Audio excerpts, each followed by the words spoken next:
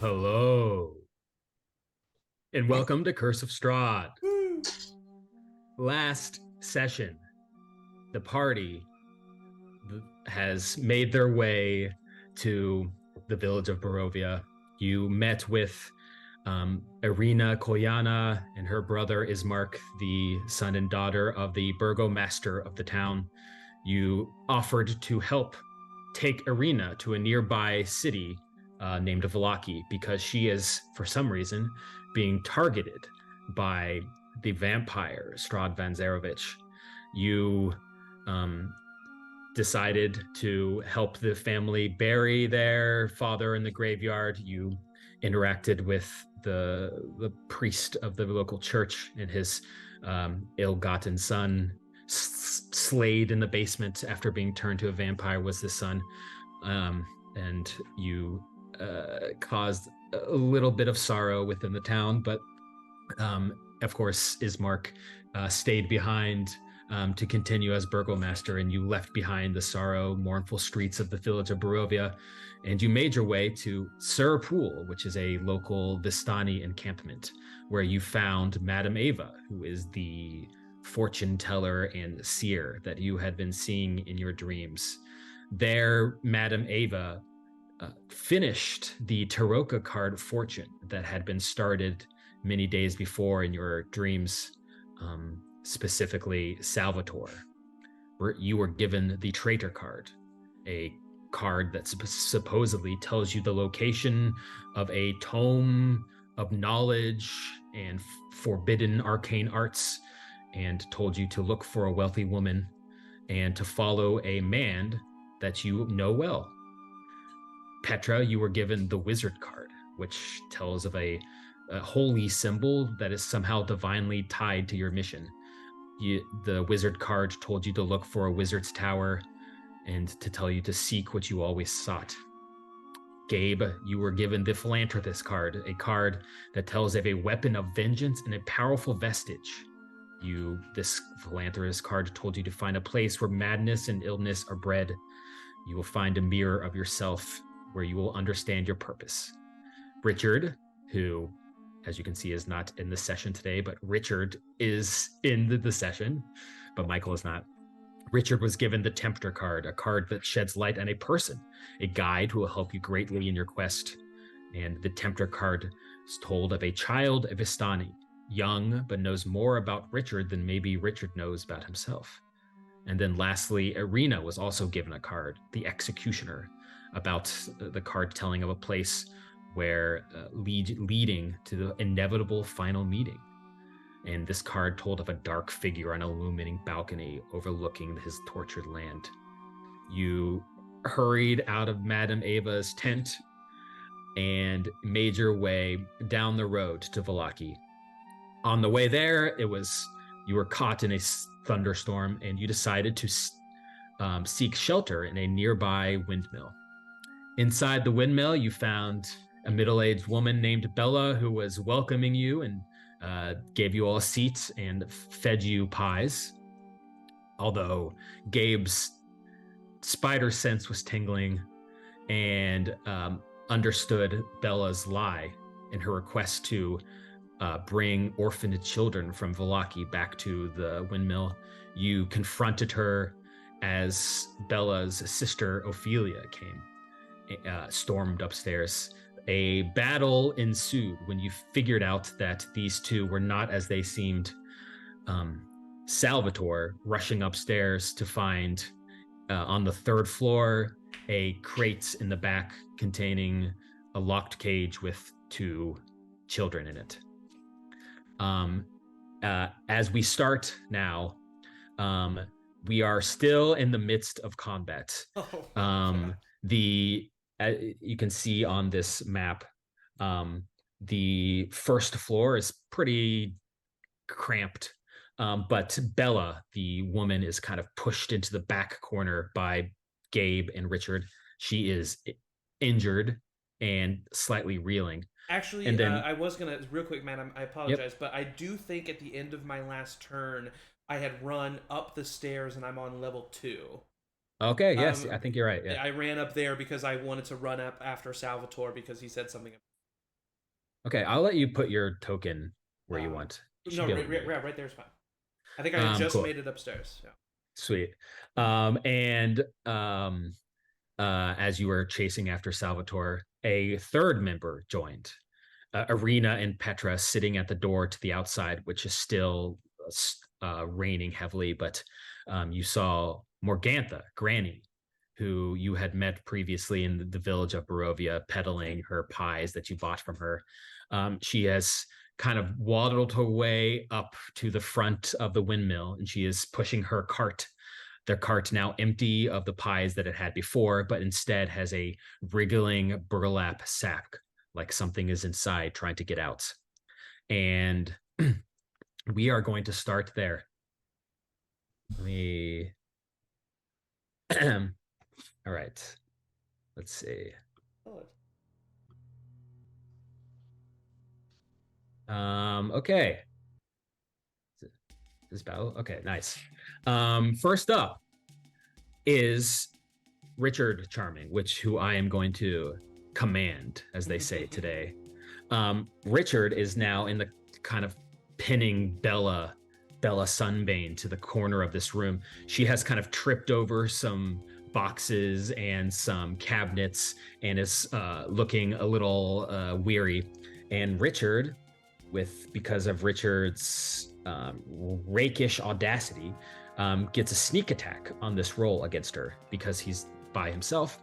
And Richard gets a +6 to this attack. I'm just going to roll on the... Richard rolls a natural 1. Oh my gosh.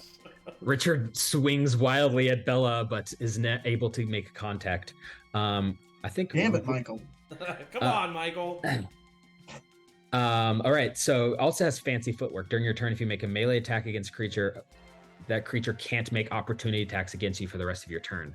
Ooh. Like the mobile feat. So Richard is going to kind of take a step back. Not going to follow you upstairs, but take a step back. Sal, it is your turn. Oh my You gosh, are right back into this. You are up on the 3rd floor. Yes. Obviously you have gone through the 2nd floor and the 1st floor to get up here. And this 3rd floor has a bunch of cots and bed rolls here. This is obviously where these women sleep and live. But you can see pinned against the back wall is Ophelia, who is now has shed her kind of nice visage of a middle-aged woman, has revealed herself to be a night hag. Purplish, devilish skin, long, raking fingernails, almost like acidic saliva pouring out of her elongated mouth. She looks disgusted and angry.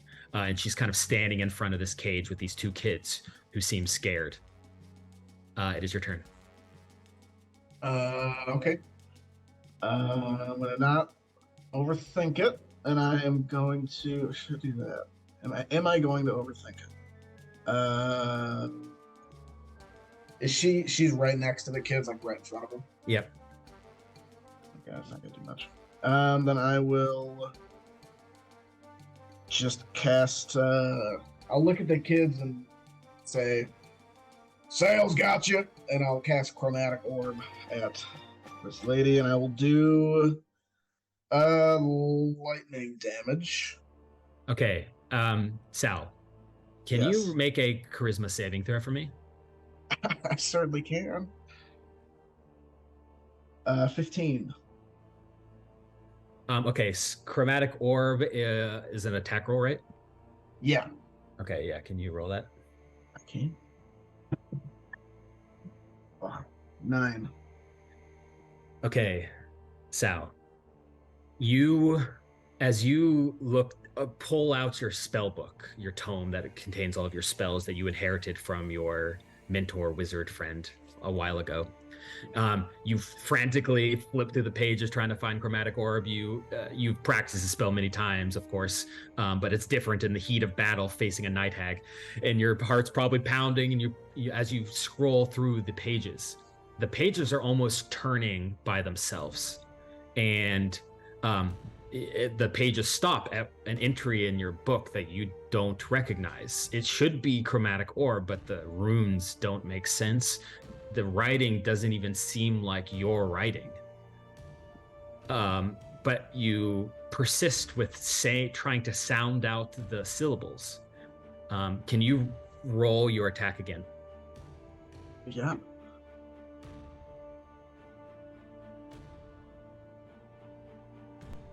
Nine or 19? That's 19, so 25. As you speak the words, you look up and you see the horrible visage of this night hag and these scared children. But you also see, sitting behind this night hag, is Linguini, your hawk familiar, who is sitting on a shelf right behind the hag. Not flustered, just kind of casually, without a care in the world, sitting there. And as you look at Linguini, a little confused, you see Linguini's beak begins to spread into a smile, ear to ear. And as the beak opens, you can see it has perfectly aligned row of humanoid teeth. And it smiles this weird, disgusting, it feels not right to you, of course. And as you look back down at your spell book, you can see that the words that you were saying have now coalesced into a name. And this name is Ophelia Wormwiggle. And as you speak those words, your chromatic orb comes off the end of your fingers. Can you roll damage? Ooh. 3d8, I believe. Yeah. 5. Oh, roll an 8, a 5, and a 3, so that's 16. Your chromatic orb hits Ophelia, lightning kind of coursing through her, but she screams in agony. She looks at you, and suddenly she engulfs in flames. Incredible, torturous flames erupt around her body, and as she screams, "Who are you? Who are you? I'm not going back! I'm not going back!" Can you roll 3d6? What's happening? Of course, I know exactly. You got. I'm in the loop. You got. That's 14. Your chromatic orb spell is doing things that you don't understand. And in fact, she's still on fire, and you can see the flames that are licking around her you see it almost form into hands that are clawing at her skin and ripping apart parts of her body. And she is screaming in torturous agony. Anything else? If she's asking, like, who are you? I'll just, like, loudly say, name's Salvatore Gianucci, and I banished thee back to hell.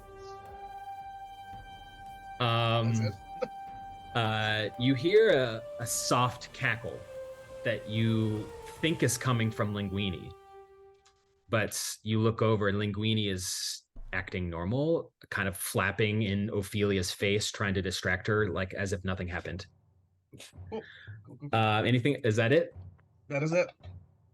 Okay, it is Ophelia's turn.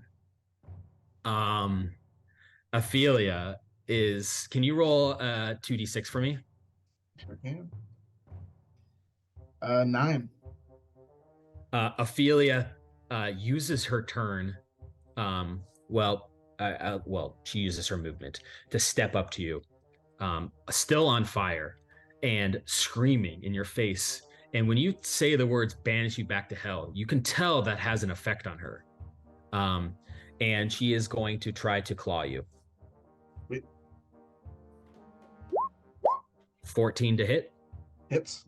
You take 15 slashing damage. Oh! I'm right behind you. I'm right behind you. You should still have some temporary HP. Also, yes. If I leave the area, or no? It doesn't go away if you leave until it gets. Oh. Oh, dope. Okay, cool. Do you know how many I had? 9. It was 9. I think. Well, yeah. That's how much I know. I have on my character sheet. That's how much my class do. So. Yeah. So everybody had 9. Cool. I'll just put back 9 HP. Cool. Yeah. Awesome. Okay, Gabe. It is your turn. As you're running up the stairs, you hear screaming, torturous screams from right of the floor, right above you. Gosh. Okay, so 5.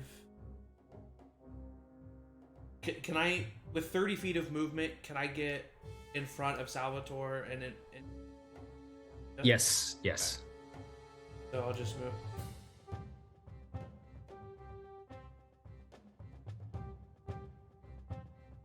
It's weird. I'm grabbing it, but it's. The stream sees what's happening. I'm clicking on it. All right. And Here, I'll move you. thank you. Yeah, that's so strange. I don't know. This roll 20 is weird sometimes. Okay, so yeah, I'm just gonna run up there. And do I see like something crazy happening to her? She is on fire, actively on fire. Huh. You also see behind her these kids in cages, I think for the first time. All right, I am going to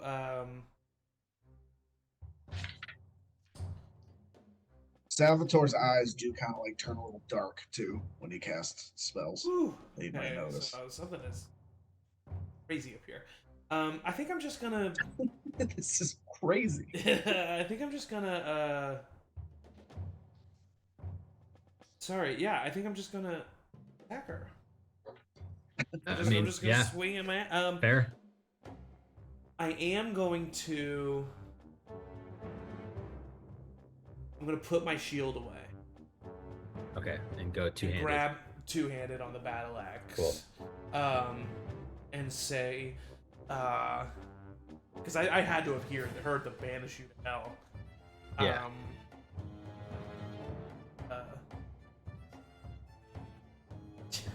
I can't think of anything better to say, so I'm just gonna swing. He doesn't say anything. It's just I too cool. also banish you to hell. Exactly. It's like, oof, not great. 11. Misses. And I just put my shield away. Okay, so that was my. Thank God you didn't action. say something though. Yeah. yeah, that would have been embarrassing. So that was my action. That's great. Perfect. Everything's working out. I am going to. I have nothing as a bonus action. Will you let me use a bonus action to bring my shield back out?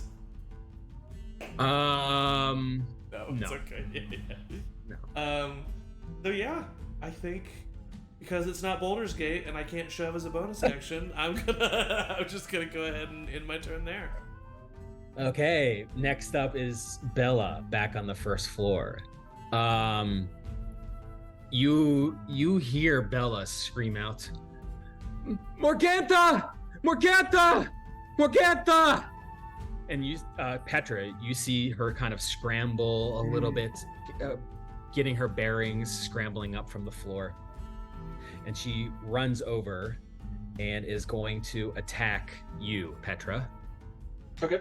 With her claws. My sister. 21 to hit. Oh! Hold on. I want to see what we got here. I have shield? She doesn't have shield. I thought she might. She should. Yeah, that hits. Okay, you take 11 slashing damage. We got this. Okay, that is Bella's turn. Next up is Arena, who is right in front of you, Petra, outside in the pouring rain. And you see Arena is looking at Granny, who has kind of pushed her cart up this hill in front of her. Her eyes are wide. And you see, Petra, you hear Morgantha, Granny, look to Arena and say, "Oh, Arena, my dear, please, can you move aside? I want to go see my daughters."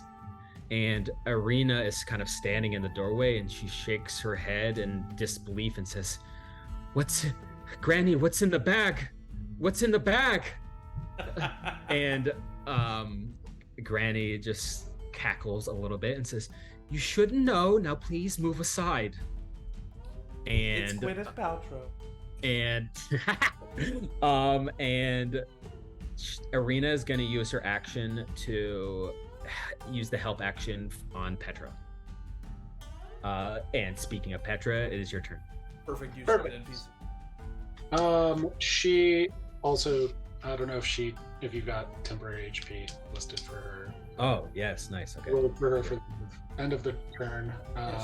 Is there a limit on the amount of people you can do? It's whenever a creature, including you, ends its turn. It doesn't say it. Nice. She has 6 temporary HP. Okay, cool. I already had cast spiritual weapon, so that is out somewhere. Yes. That was close to Bella. So I, as my action, am going to Run away. the spell Run Away. I'm gonna cast Coward. Moonbeam on Morgantha. Oh gosh. Okay. As she approaches and say, I trusted you, but it's been revealed that you are monsters, and I am a hunter of monsters. Cool. That's a smart move. Sophie. That's smart. What's Moonbeam dexterity saving throw? Con save 14. Doesn't that stop her from transforming too? Or Fail. Makes her transform. 12. The fails. Or it makes her. Whatever her original Yeah, form that's is. a good point. What would be? Definitely hag one. A sheep. It's 16 points of Nice. Ooh, dang. Okay. radiant for Moonbeams. I think it's Yeah. force. Yeah. Radiant, it says on here. Ah, cool. Oof. Spiritual Nice. weapon is for us. Yeah. And for my spiritual weapon, I'm going to look over my shoulder, make that fly forward up to Bella and swing on her. Nice. In Curse of Strahd, it's the clerics that. Yeah. Yeah.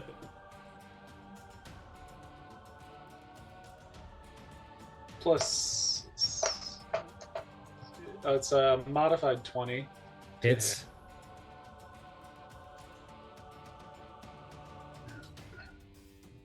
That's faster this way. 7 plus 4. An 11-point swing for damage of force damage. Okay. Your spiritual what's your spiritual weapon look like again? It's a morning star that is golden, and the end looks like a sun with the beams coming off. Your radiant spiritual weapon strikes Bella, who is now bloodied.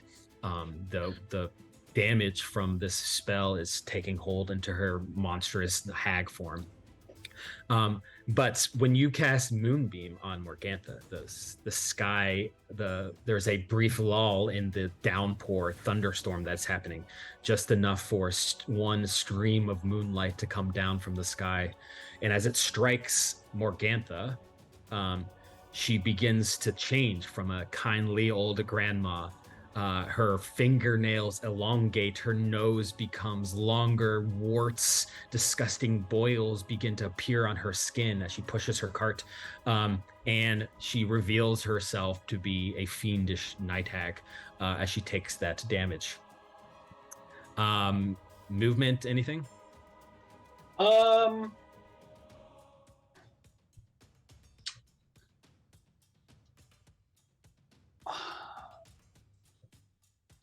You are within 5 feet of Bella.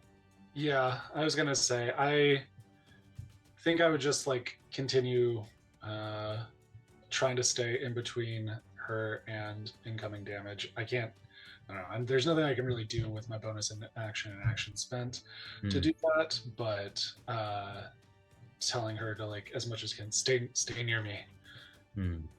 All right. It is Morgantha's turn.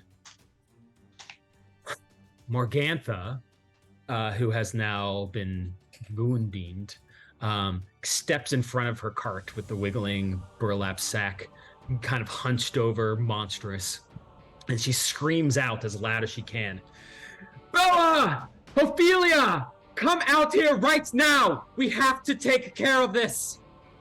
And then She walks up to Arena right here, and she is going to use her claws on Arena.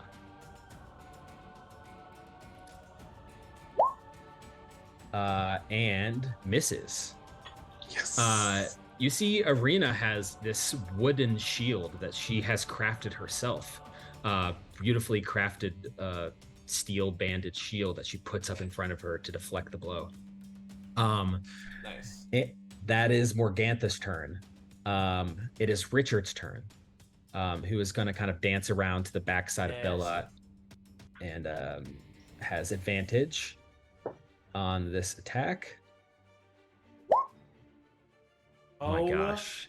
You're not allowed to roll for for Richard anymore. I roll a 3, a natural 3, and a natural 2 with advantage. Sorry, Richard. Richard misses. Wow, that's crazy talk. All right. I've rolled 3 times for Richard, a 1, a 2, and a 3. By the end of this battle, I'll be hitting. Honestly, I would take that if that was actually what's gonna happen. Yeah. Like it just gets higher.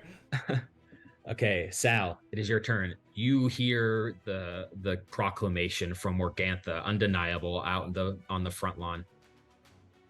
Ophelia hears it too. Does it look like she's gonna like bolt?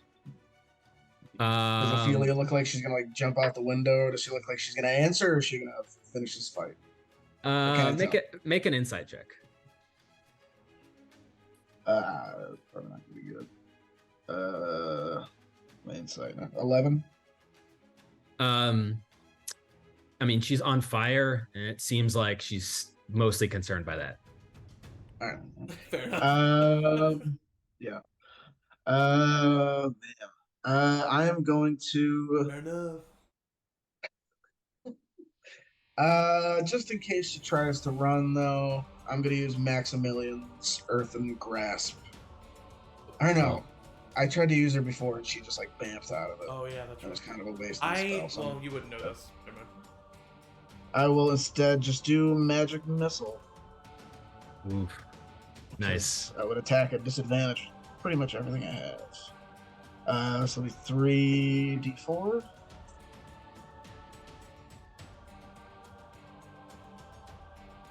It's 2 1s and a 4, so 6.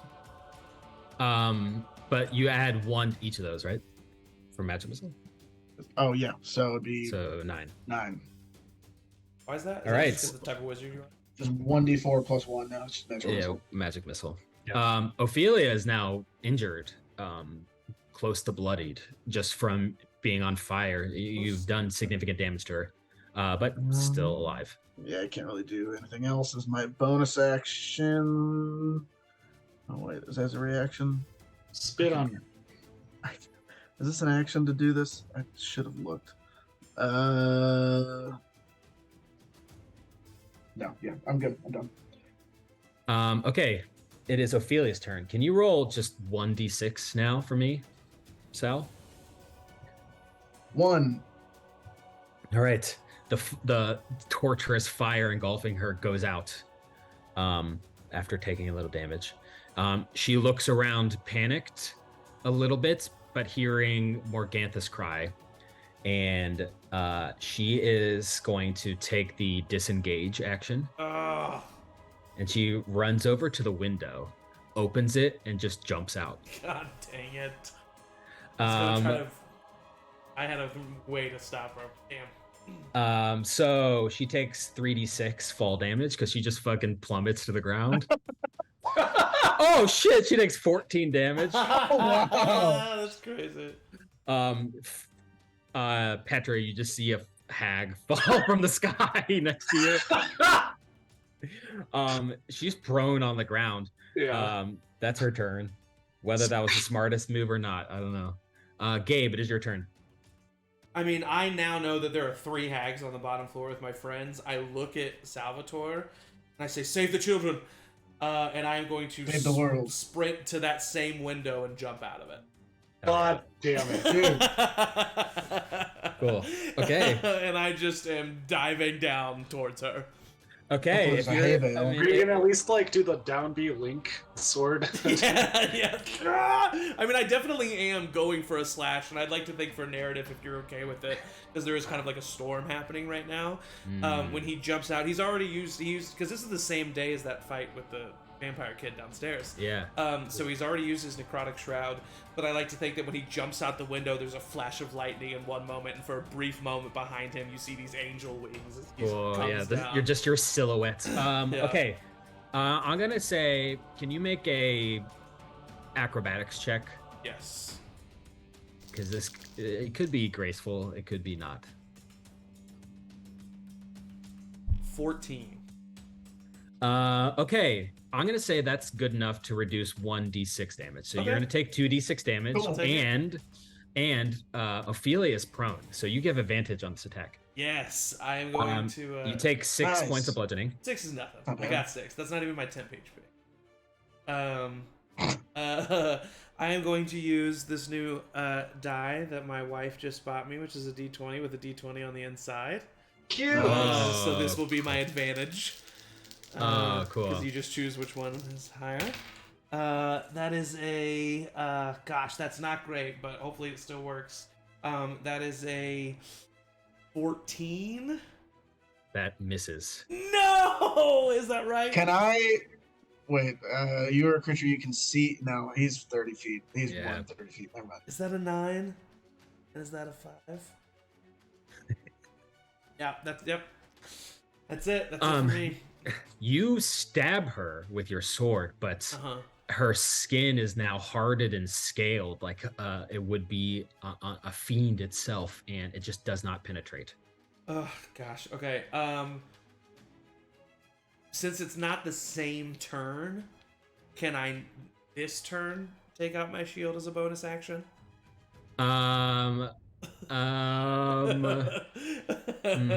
What Great is question. that mechanically actually? Let's see. I don't know. You could get an interaction, like you can interact with something as part of a turn. Okay, yeah. I'll let you. You can say no. It's fine. Let's see. Yeah, I'll let you take your shield out. I'll let you take your Okay, shield cool. So I will take my shield out as a bonus action, and I'm just gonna stay standing over her. Like I just land, take all the pain in my legs, and I just like am straddling her, standing above her right now with my shield and my battle axe. Nice. And that's my turn. Okay. It's Bella's turn, who is injured and doesn't quite know that Ophelia is down here. So Bella is going to use the spell Magic Missile on Petra. So this will be 3d4 plus 3. So that's 11 points of force damage to you, Petra. I can't move my token, but Oh. Classic.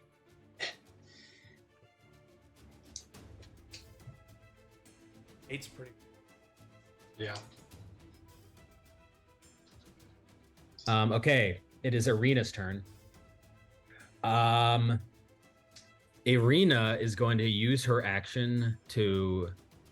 She kind of steps behind Morgantha and uses her action to open the burlap sack that is on this cart. And when she does, you see inside of it is a 7-year-old kid, human boy, tied up, who, when she opens the bag, is gagged and bound and is like screaming wide-eyed terror. And Arena takes the time to undo his gag and kind of shepherd him away from Morgantha. And it is now Petra's turn. Perfect. I'm going to carefully move the moonbeam around Arena and the child. And Oh, yes. hit, Morgantha with that again. Okay. Do you have to make another con save? I think so. Yeah. Fail. Yeah, so another 2d10.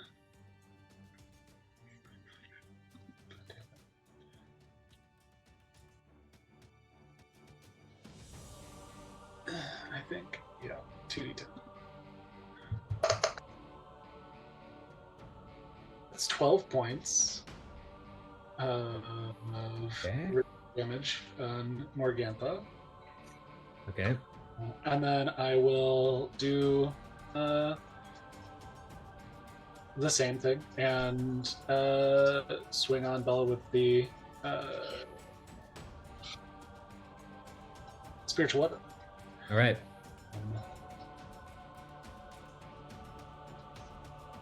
There's no going back from this. I wonder if they're gonna have any leftover pies. Dude. 22 to swing. I mean, it's so obvious they're eating kids. You don't know. Passive inside of 8. 10 points of force damage. To Bella. Dang. All right, Bella's looking pretty hurt. Is that it? Any movement? You're pinned by 2 hags currently, Petra. Mm-hmm. Just Yeah, I mean, I can't really move without causing a further harm to myself. I'm gonna roll for the temp HP, which is another 6 points gained back. Okay. Next up is Morgantha.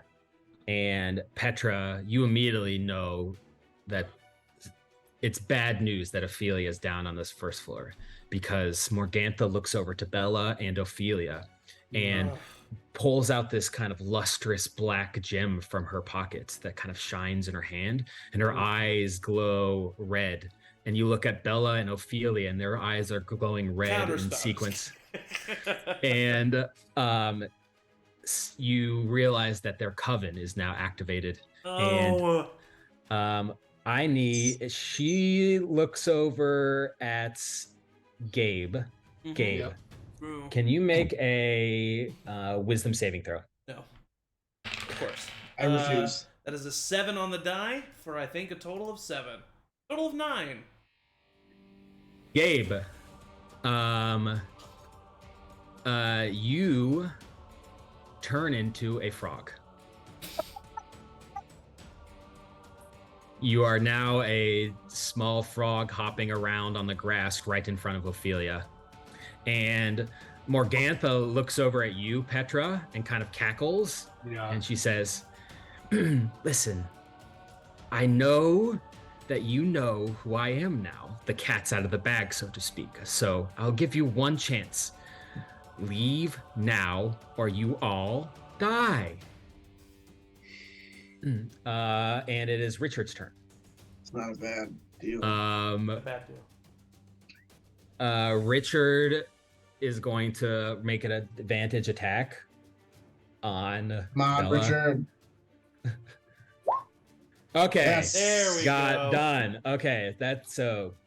This is going to be with sneak attack. This is going to be 1d8 plus 2d6 plus 4. Nice. By the way, you didn't hear that, Sal. About the deal. Ooh. Deal. Just from upstairs. That's good to me. Dang. So 15. does 19 actually, because of the weapon modifier. damage. Nice. Stabs Bella in the back, who you can tell that Richard's rapier is stabbing her, but the wounds are closing quickly, not quite as effective. But still, That's why my divine went. decent amount of damage still. Sal, it is your turn. You are alone on the top floor with these 2 kids in a cage. I eat the kids. Oh, you. Okay. I have a acquired taste. No, I will go run to the window. See if I can move I cannot move my token. Okay. You look over down the window, down 3 floors, and you see the hag that just jumped out prone, and then a small little frog jumping around. How far away is it? Is it 90 feet perhaps? No, she's 30 feet below you. Oh, perfect. Well then I will just do a chromatic orb and hopefully end this coven. Hit me, dude. I don't want to be a I- fucking frog. One thing about Sal, he hates frogs. Loves eating kids. Willing to eat Frogs? kids. Is there anything with Daddy. ranged attack and prone, or no? It's just normal, or is it a disadvantage? It is a disadvantage. Which is so weird. It is Especially weird. when shooting down at a character. Yeah. Do I want to do a chance for 3d8, or do I want to just do a guaranteed 3d4? I'm a gambling man. I'm gonna still do chromatic orb. Literally, he has a problem. He is a gambling man. I rolled a 17 and an 18. So it'll be Nice. 23 to hit. That hits. And it'll be lightning damage again, because that seemed to work really well last time. So we'll keep that going. 12 points of lightning damage. Okay, Ophelia takes the lightning damage, looks up and screeches at you as you peek your head out of the top floor. The hell with thee!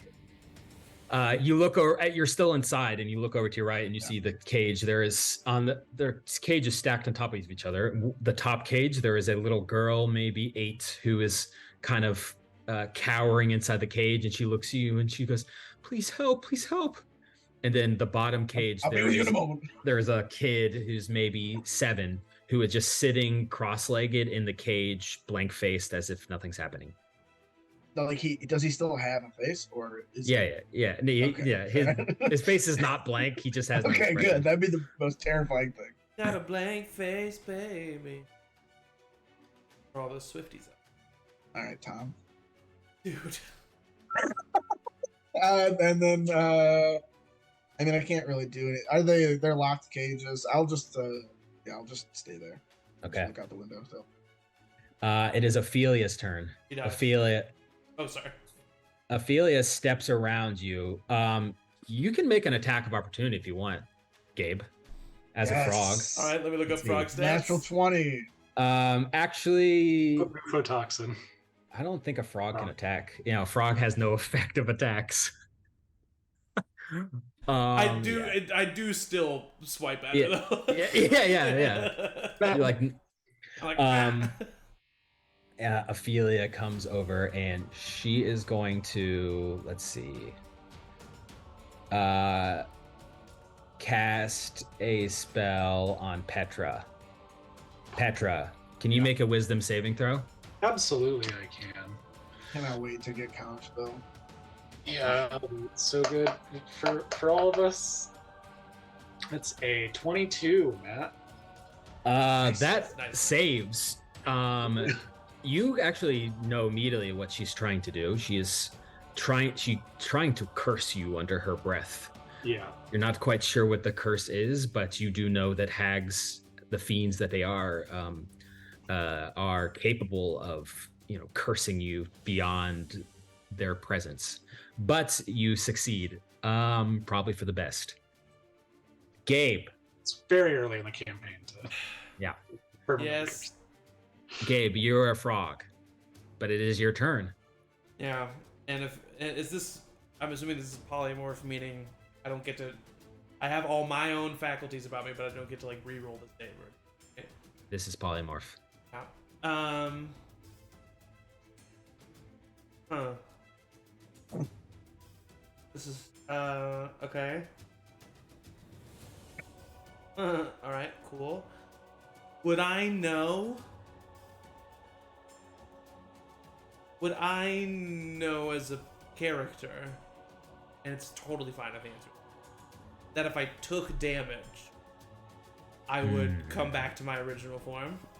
Interesting. You know what? Make an Arcana check. Okay. Pretty high. I'll say DC 15. This is a high level spell, but if you Dive get into the moonbeam. I will. I'll roll this in the chat for fun. Okay, this is a -1 to this. Okay, need a 16 or higher. 8. No, okay. Oh. Yeah, in this moment, you're convinced that the rest of your life will be lived as a frog. Yeah. I was literally gonna go jump in the fire.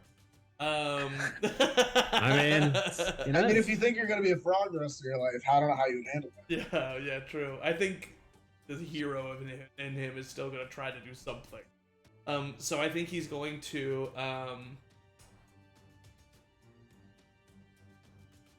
I'm I'm just gonna run up and do I have like a? I closed it. All right, hold on. Frog stats. Frogstats.com. Frog stats. Yeah. Okay. Standing leap up to 10 feet. I Yeah. just want to run and jump on Morgantha's face. Hell yeah. Okay. Yeah. Make a athletics check Okay, as a frog. as a frog. This is Actually, no. Dexterity check. Okay, cool. Plus- So this be a +1 to this. I'll roll it in the chat as well. Natural 20.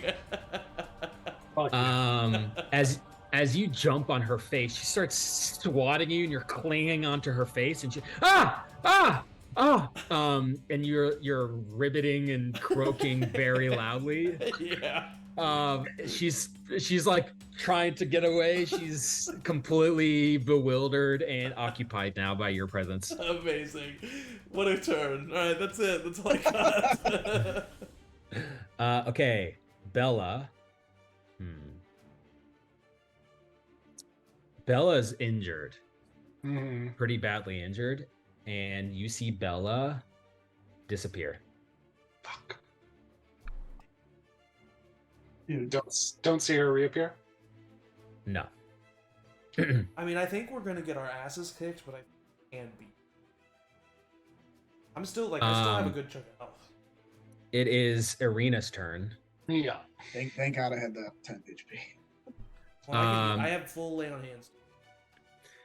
I have a healing potion. Irina. Okay, I'm gonna make. I'm gonna make an Irina's Arcana like a check. pretty high level character, right? I'm gonna make an Arcana check for Irina, real quick. She's smart. She might know something. She doesn't. You're gonna see if she gonna slap me or something. Yeah, she's going to take her rape. She grabs the kid that she pulled from the burlap sack and like shoves him like to the side, out of the way, and then she pulls her rapier out and is going to attack Morgantha. Shared the deal. If she's attacked. 16 to hit, misses. Oh shit. Petra, it is your turn.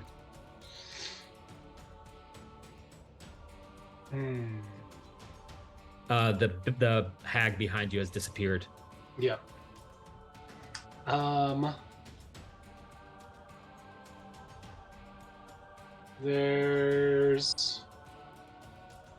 Is she still standing in the moonbeam? Yes. Okay, so we'll. By the way, that does technically happen at the start of her turn. The moonbeam does. Moonbeam Yeah. does. Wait, It's the same thing. your frog is in the moonbeam too. That's true. I jumped in the moonbeam. Yeah. Okay, hold on. Can it hurt your friends? I think it hurts everybody. Yeah, when a creature. Baldur's Gate 3? Yes. Okay, when a creature enters the spell's area for the first time. Okay, Gabe, Hey! you need to make a Constitution saving throw. The frog has 1 That's HP. I mean, I think- one! I think even half damage would do the trick. Yeah, but it's gonna go over. Yeah, to but your now real it's gonna go HP. over. Yeah. So you're gonna take the Roll full. Sophie. Also, con save for Morgantha, who fails as well. So both Morgantha and Gabe will take this, and then we'll just say Gabe, you actually, That could have still been my turn.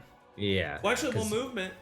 I mean, it's up to you, but I think I would technically still have an action. I think you would too. I'll give you an action. Okay, cool. I think you definitely would because it's the start of your turn. Yeah, I'm thrilled. I'm thrilled for part of this, and so sorry. Also, it's a 17.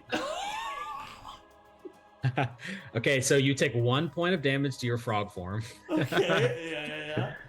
and the rest to your Good Perfect. sponge. Good sponge. If you're in front of me, you'll get temporary. Now that you're back down here, you'll get temporary hit points. Okay, I'll take that. Okay, so I'm just like basically right in front of her. Mm-hmm. With my shield and battle axe out. Somehow naked though. What? Somehow naked though. Somehow naked. Weird. Strange. I don't know how that happened. You have 6 10 HP at the end of your turn. Okay, cool. Yeah. I am going to use a bonus action to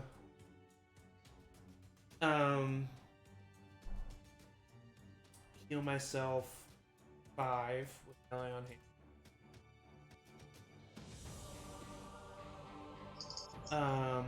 And then I am going to look at Morgantha, and I'm going to say, should have killed you when I had the chance, and I'm going to swing my battle axe at her. You have advantage. Arena is attacking her from behind. That is a 21 to hit. That hits. Nice. Okay, this is going to be still one-handed. Oh my god. Rolled a 1. 4 points of slashing damage. Okay. Your sword doesn't quite affect her the way you want. Yeah. It's mostly a glancing blow. But her attention is now on you. Yeah, of course it is. And that's the end of my turn. Okay, now we're back to Petra's turn. That was kind of a brief sorry sidebar. Sorry about that. It's good. Thanks for working all that out. It makes sense to me. Okay, so the moonbeam has happened. I don't need to do that, and they're still standing in it. So I'm going to now that Bella has disappeared, there's a chance. Who knows? But I do want to make sure. I go. I'm going dark, and I activate see invisibility, and my eyes glow green. There's a slight hum in the air, and I look to see if I can see Bella. Okay. Petra. Yes. As you eyes go green and you look around, you see Bella, who has kind of shifted into the ethereal plane, she's almost like her image is almost shattered to you, broken, because she is on this other plane, but normally invisible. But you know hag tricks. You have fought a hag like this before as a monster hunter, and her eyes go wide in terror as she realizes that you can see her, and she is standing right in front of you. Oh, fuck yeah. I'm gonna say, as I move the spiritual weapon up to swing on Bella again, I'm going to say, Morgantha, unfortunately the cat is out of the bag, and I do know who you are, and you also know who I am, and you know that I cannot walk away. Hell yeah. And yeah, we'll swing with spiritual weapon to kill her child, like she's taken from so many others. +6.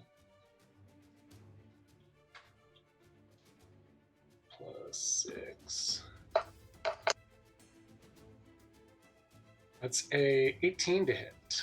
That hits. Fuck yeah. And oh, max damage.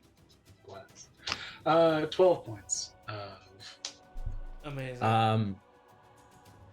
You, as your spiritual weapon comes down on Bella, her appearance now rematerializes into the material plane, and her eyes go wide, and she is cleft in two. Her corpse falls to the ground dead. Yes. Way to go, Petra. Morgantha and Ophelia both scream in pain at this. Morgantha is looking at you with like seething hatred, Petra. That's any movement? I'm no longer pinned. I'm going to sidestep out of the door to give to basically where Bella is. Got it. Cool. To give Richard a chance and also then move closer to Irina. Okay, cool. It is Morgantha's turn. Morgantha turns to you, Petra. No! No! Bella! Bella! And another advantage of killing Bella is that she no longer has access to her coven spells. And she turns to you, Petra, in pain and agony, and she's going to attack you with her claws. I am going to use my fighting style of protection, since I am wielding a shield, and this is within 5 feet of me, and I'm going to impose disadvantage on this attack. Cool. All right. And I'll just say I kind of shove her with my shield as she swings her claws. Okay, she's got disadvantage. 13 to hit, disadvantage. Yeah, absolutely not. Yes. She reaches out and misses. She turns to Ophelia, who's just kind of wide-eyed, kind of gobsmacked, doesn't know what to do. For the first time, you see some fear in her eyes. Richard's turn. Richard is gonna come around to the no. Richard's gonna come there and attack Morgantha. Glad to see you join the fight, Monster Hunter. Rolls a 6. Oh my god. Poor Michael's gonna have to deal with the aftermath of us thinking his character did horrible. Sal, it is your turn. Can I still see Ophelia from the window? Or just jump out, dude. Okay. Yeah, you can. I would die. Yeah, you can see. It's a weird window where you turn into frogs when you lay on them. Yeah, that's what I would do. You can see all of them down there. Okay. I got one spell slot left. I'm gonna save it for now and just huck a cantrip. What do I want to do? Yeah, I'll do frostbite on Ophelia. Okay. So let's make a Constitution saving throw. Okay. 21. Okay, so nothing happens. Okay. That's my turn. Ophelia is pretty badly injured. Her sister Bella has just died. Huh. She can no longer cast any of these spells.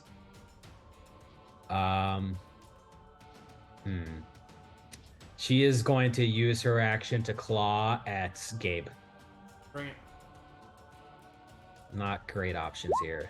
Okay, 23 to hit. Yeah, that'll hit. 10 slashing. Okay. Take it on the chin. That's her turn. Gabe, it is your turn. I am going to use another bonus action to heal me another 5. And then I am going to look at Morgantha.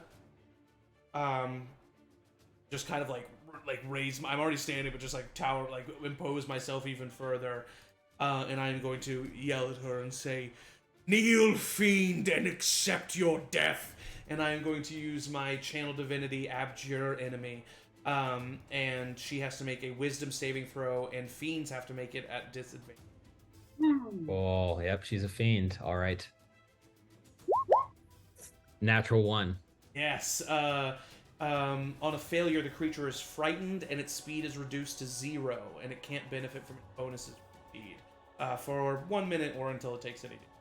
Okay, she's just surrounded and can't move now. Yeah. And that was my bonus action and action. I'm just going to stand there just being imposing. Okay. Bella's dead, but as you're standing over her body, Petra, you see her corpse begins to rot almost instantaneously, and there's this disgusting ichor oozing from her pores as her body lays in front of you. It is Irina's turn, who is going to attack Granny at advantage. Natural 20 for Irina. Nice, Irina. So this is going to be 2d8 plus 1. And Morgantha will no longer be frightened. But hey, it was fun narrative moment. 7. But you think that she's, I mean, maybe not mechanically frightened, but she's lost the upper hand pretty quickly here. Yeah. Okay. Irina's turn. Petra, it is your turn. Fuck yeah. Granny should have rolled for Moonbeam. Oh yeah, yes. nice. Matt, your 15? camera keeps glitching in this way that is absolutely terrifying. And I don't know if I'm the only one that keeps catching it, but it's literally like I'm sure it's showing on the stream, so we can watch it later. But it's scary. Oh, you finally noticed. Oh. They'll take half damage, so it is a 3 points. Okay. Went from a really high roll to a really low. Morgantha is she's not bloodied yet, injured. Ophelia is close to death, you can tell, but both standing. Mm-hmm. For my action, I am going to take out a silvered maul that I carry and swing on Morgantha with that. And get a 16 to hit. That misses. And then using the other free hand that I have, pulling the spiritual weapon over to swing at Ophelia. And for your cruelty, I'm going to make you watch these other two die before you. And swing on Ophelia with a 17 to hit. That hits. Nice. That's a D8. That's 10 points of force damage. Just like her sister before, your spiritual weapon cleaves her in two. Ophelia Wormwiggle is dead. Nice, Petra. Anything else on your turn? I mean, it's a pretty good turn. Yeah, it's a pretty good turn. I think I just am gonna. I don't think I can do anything, but I'm gonna end my turn there. Okay, it is Morgantha's turn. Morgantha looks to you, Petra, looks around at her dead daughters, and you can tell that she is upset. She's crying. She is bewildered. She takes a few deep breaths. You can smell and feel her hot demonic breath on you, Petra, as she stares at you. And she looks you in the eyes, and she says, "You will never have a sound sleep again in your life." And she disappears. Do you still see invisibility up? Oh, don't see invisibility. Your see invisibility does not detect her, and you think that she has teleported. Yeah, that makes sense. And we, at least for this moment, are out of combat. Do I see, if I'm up in the tower looking out the window, do I see her reappear anywhere? Make an Arcana check.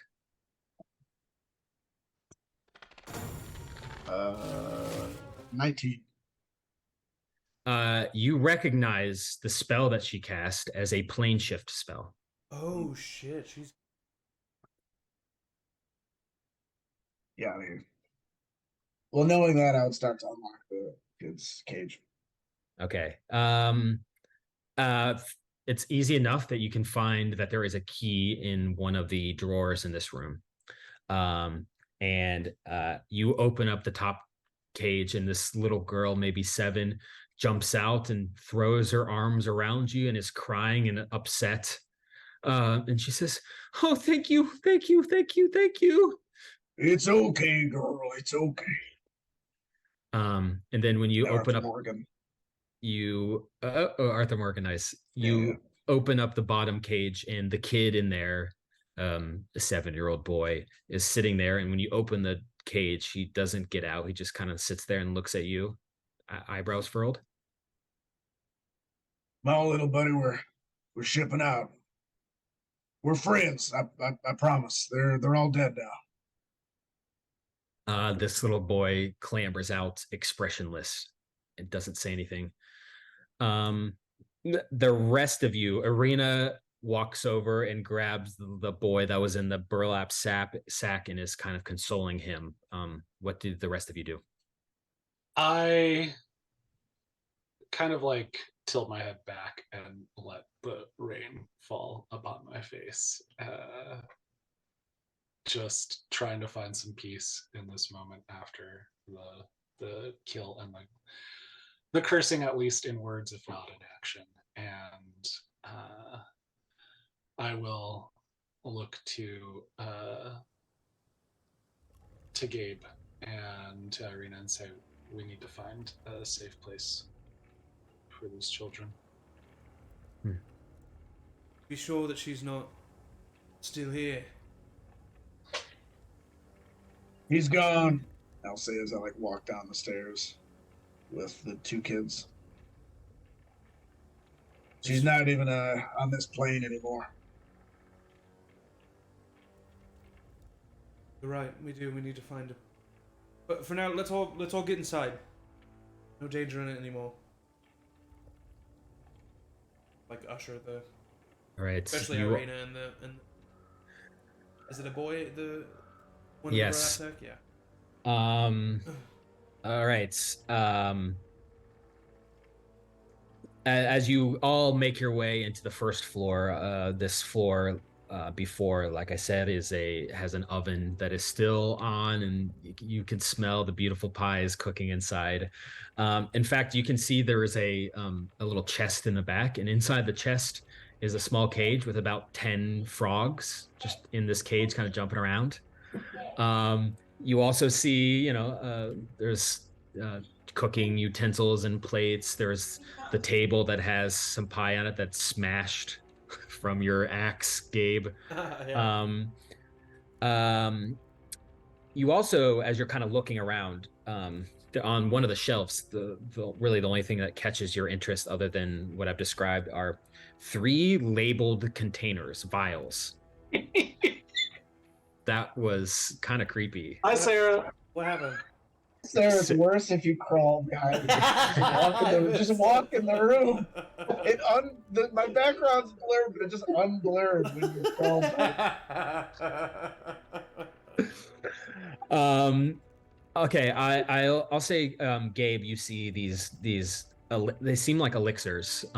The first one is labeled youth, and it's kind of a golden syrup. The second one is labeled laughter, and it's kind of this red, viscous liquid. And the third one is called mother's milk, and it is kind of greenish milky liquid.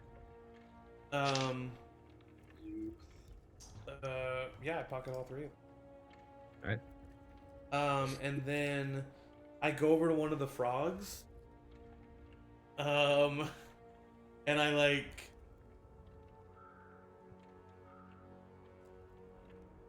the most minimal way I could hurt a frog. I Choke it to death. is there a poker over by the oven? Yeah, there's a kitchen knife. There's a kitchen knife. I take a frog and I just pierce its skin with a kitchen knife. Are you trying to do a point of damage? I am. Yeah. Okay. You kill this frog. And nothing happened. No. Okay, cool. This is not a polymorph frog. Just a frog. Okay, I throw it on the ground. Should we try it? Should we try all of them? Hell, let's get the kids away from this. Maybe. Yeah. The 2 kids that you saved, Sal. The little girl tells you that her name is Myrtle, and then she says, his name. She points to the expressionless kid. She says, his name is Reek. He doesn't talk much. And he's just kind of standing there, like blank-faced. It's a pleasure to meet you, Reek. He looks at you, doesn't say anything. Children are safe now with us. You mean you absolutely no harm? Who, I've been down to the little girl. What did you say your name was? I'm so... Myrtle? Myrtle. Where are you from, Myrtle? Do you live? Do you know the name of your... My parents live in Barovia, the village. But I don't want to go back there. Why not? My parents are the ones that sold me to Granny. Yes. They bought her pies and for many, many months and then ran out of money. I looked at Petra. I looked at Petra. Is there any chance that people who ate these pies were under some spell? I think that there's, some ill intent here to get them. I mean, you saw how Sal got upset when you smashed his pie earlier. Do I still want the pies? Can you make a wisdom saving throw?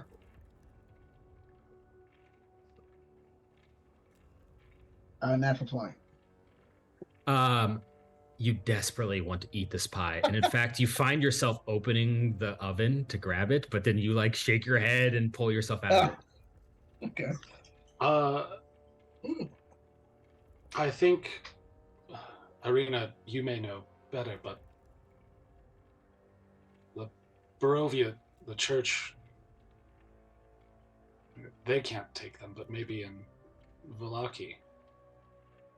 Yeah, Irina looks distraught. You get the feeling that she knows Granny. She's seen Granny, and in fact, you saw Irina eat these pies with you, and she's grappling with that in this moment. I never ate a damn thing. And Missed out. She says, we could take him to the church in Vallaki. I know the priest, Father Lucian. I don't know him that well, but I'm sure he would take them. Yes, it's you either have to backtrack almost a day to Dani, full day to the Barovia, or we continue on and we get them to Vallaki, but they have families. Barovia that are truly missing them, and it was some spell from these fiendish hags, and friends, I truly don't know what to do. Do we know what orphanage they wanted us to go to? Bella told you that the burgomaster of Vallaki, obviously a man you have not met because he's in Vallaki, she said that he is a despicable man who takes orphaned children as his own, although Bella told you that he treated them like prisoners and treated them poorly. Okay, means it's probably the effect. So maybe we could take him to the burgomaster of Vallaki. If they wanted to take the children from him, then maybe we should bring them to him. Maybe do the exact opposite of what these hags want to do. But what if they do have families in Barovia that truly are missing them once they... No.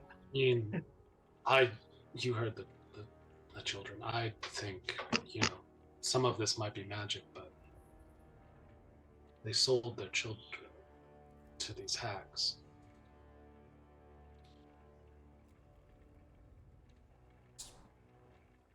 Right,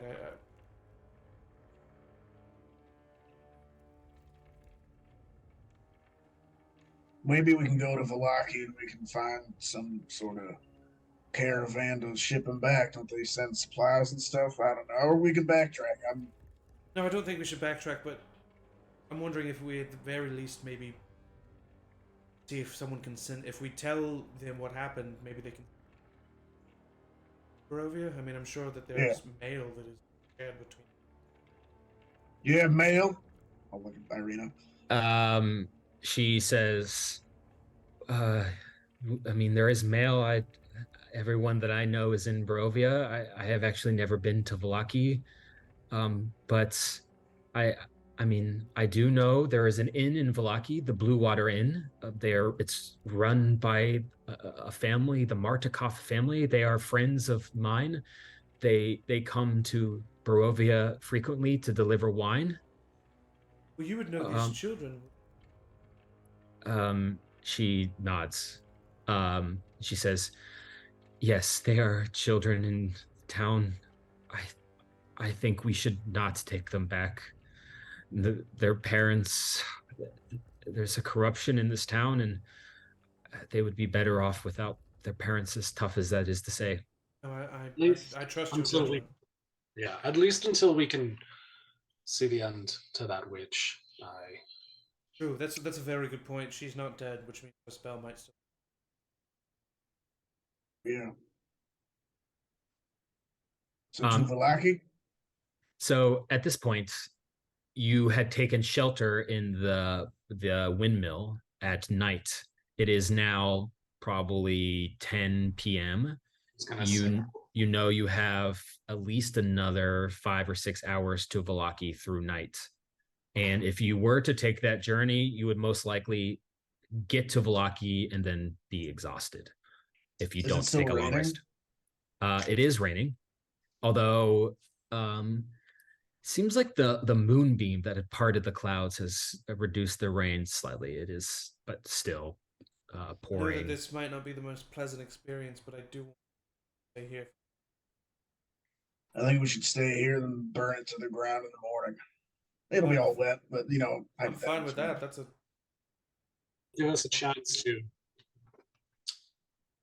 investigate this place more as well. yeah, they might have any information. Plus, we got like 24 more frogs to kill. I do kind of think we should check all of the frogs. What if there's one? Except if there's one, that's a guy. then we find, and then we burn down the building, and all of a sudden we have really human screams. That would be That'd be amazing. horrible. From ribbits to just What screams. funny stories to tell in front of the children. Sorry. I just tried to make light of the situation. Irina, would you mind taking care of the children? Is that something that you? Of course. By the way, Gabe, I don't. Maybe this is not the best time to say this, but I kind of thought you were pretty cute as a frog. Thank you. I was internally terrified and horrified. That would be the giant, slimy amphibian. But I'm glad that I was. Cute. Well, I'm glad that you didn't turn into a frog permanently, but for that moment, you make a good frog. She laughs and she kind of takes the kids into the corner and is occupying them. I think I'm Can I going just to try to talk to Reek in like all the languages I know to see if he responds to any of them, which is Common, Elvish, Infernal, and Abyssal. Okay. Make an insight check. 5. This kid doesn't respond to any of these. It's like he has no personality, just like a blank just a slate. fucking dud of a kid. Yeah. I want to investigate the room where. And just, I mean, we have all night, so I go throughout the entire and just see. Okay, yeah, make a investigation. Petra, you can make investigation check too. I have another theory I want to test on Reek when I don't know. I rolled a 5. 30-20. Up on the third floor, Gabe. Up on the third floor. Kids in cages. It's squalor, and nothing that you find is worth anything. In fact, there's actually a loft area that you kind of climb up. nothing in there. It is blank. These hags are living in with nothing. Yeah. Basically no material possessions. Alrighty. Petra, you understand that hags like a night hag, because you have fought a night hag before with your mentor. And you would kind of, I guess you would probably smile to yourself thinking about what your mentor would think of you taking down a whole coven, because just one night hag on their own is dangerous, but to fight them all together is suicidal. But you have come out the other side and you search these two hags, and both of them have two items on them. One is a small black lustrous gem that fits in your hand. You would know this to be a heartstone, which is a hag item that allows them to cast spells, a fiendish thing. And also, each of them has a small bag made out of stitched human flesh. You would recognize these two bags to be soul bags. These hags have captured the soul of some creature. You're not sure what, and have captured it inside of this bag.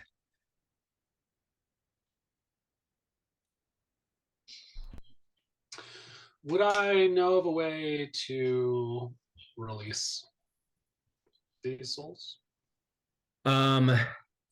You could release them, but you think that's probably a bad idea, because the only thing that a hag can soul trap is an evil creature, a creature of evil alignment.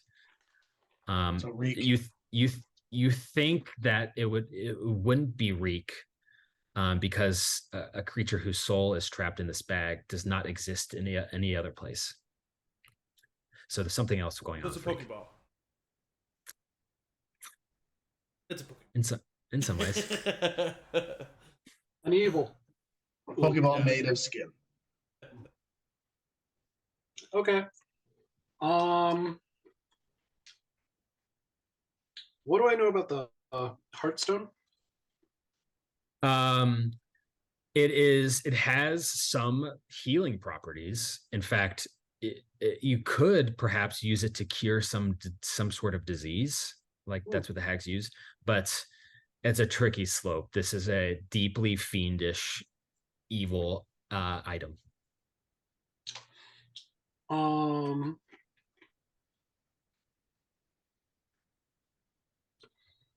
I would utter a prayer and put these things in my bag, save to figure out or destroy later. As you put them in your bag, you feel some warmth from something else in your bag. You pull out the amber shard, and it is reacting. It is glowing kind of red hot in the presence of these gems. But why, you're not sure. If Rudy could see me now, what was he doing here? Did he fight these hags? Who's to say? Too busy brushing the feet.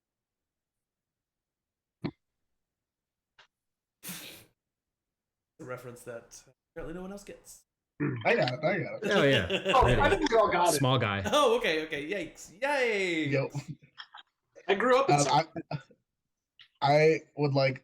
I have another theory about Reek I'm gonna test out. I want to take some Is he Theon grubs, some grubs or something, and try and see if Reek is interested in those. Like worms? I think Reek might be a frog. Gotcha. You hold the grubs in front of Reek's mouth, and he kind of looks at you confused. And when you prod him, he puts the grub in his mouth and eats it. Does he do it like a frog would? Nope. I'm sorry, Reek. I'm so sorry. I walk back down from the third.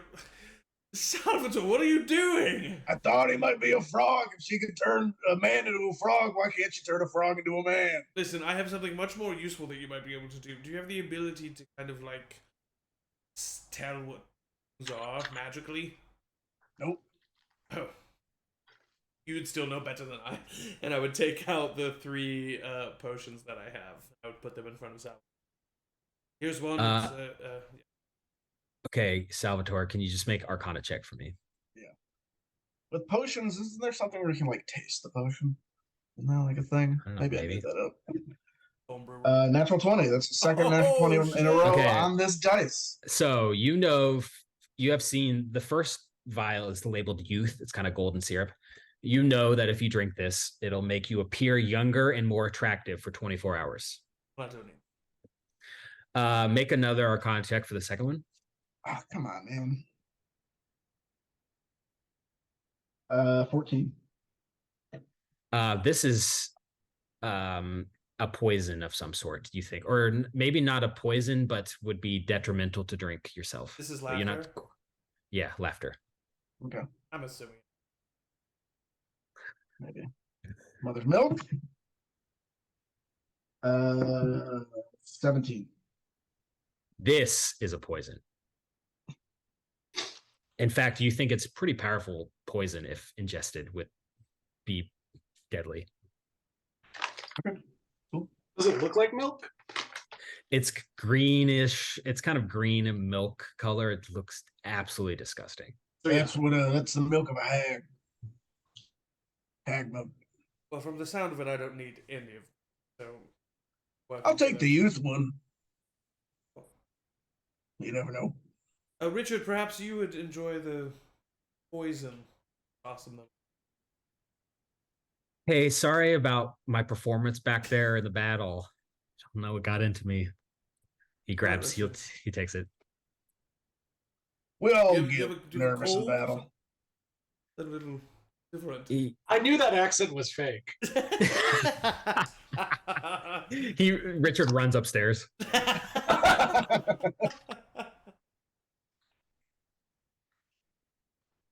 You Couldn't see, find anything else. Arena starts like bedding down the kids and says, "I guess we're staying here tonight. I don't know of a better place. It might be still dangerous, but we can take watches." Yes, absolutely. And if she comes back, I think we can take her. I promise you, children, this will be the last evening. Myrtle runs over and gives you a big hug. Jonathan, you get introduced to the third kid that was in the bag. Jonathan is kind of like A bad kid. he's like a little bit taller than a normal 8-year-old. And he says, "I was never scared once." Oh, that's Good. Proud of you. Good quality. Damn. Maybe when you just like us, when you go to live at the church, they'll teach you how to fight monsters like that. If you're Cool. I want to be a monster hunter. Yeah, that's a good boy. I pull out an extra dagger from my bag and I hand it to him. Arena, he starts swinging around and Arena takes it. All right. Hey, there's no harm in being a baker or a chef or accountant. So, Sal, I think you and I We're have too early some, to learn. You and I have some work to do, my friend. we're gonna polish off the rest of these pies. No! I am carrying a crate of frogs. You want to follow me? I go upstairs. If you hear a lot of noise coming from upstairs, don't worry about it. And I think Sal and I just very systematically start slaughtering every frog in this basket. Okay. I think if that's the case, I would also then cook the frogs. Okay. We're killing them. You're preparing frog legs. We just like toss them back down. Any other? They're all normal frogs that are They're now eating good to At least we know. commit genocide. At least we I know. can sleep easy. Not a single one survived. Okay, I'll say you guys take your time to cook some frog legs, have a nice meal, and you settle down for the night. Are you sleeping on the first floor? There's some beds on the third floor that are kind of ratty and disgusting. I'd rather sleep on the hardwood floor. Yeah. I would take my watch at the front door.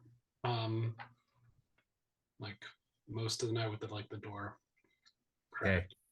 cracked. Okay, can you make a perception check for me, Petra? Oof. It's an 8. Nothing. You don't see anything. Doesn't seem to be any problems. Sal, you have a vivid dream. It is almost a memory of your time under the apprenticeship of your mentor, the powerful wizard that you had found. And this dream is happy. It is euphoric almost. You are there in this wizard's sanctum practicing your spells. This is one of the first moments that you realize that you have the ability to cast spells. This is not a normal thing. Even if it takes time to learn and effort to figure out these runes, you can cast spells. And this crotchety old wizard, who you actually never got his name, but he is looking on to you proud, almost like you have kind of cracked through his thick veneer, and you think back to the first time you cast a cantrip, and then the first time you cast a first level spell, and you think back to your ramblings and your scrawlings in your tome, and then you think back to the time you go back to his house and he's gone, left almost without a trace. Can you make a wisdom saving throw?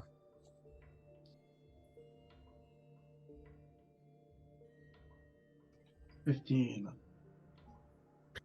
You wake up in a cold sweat, breathing heavily.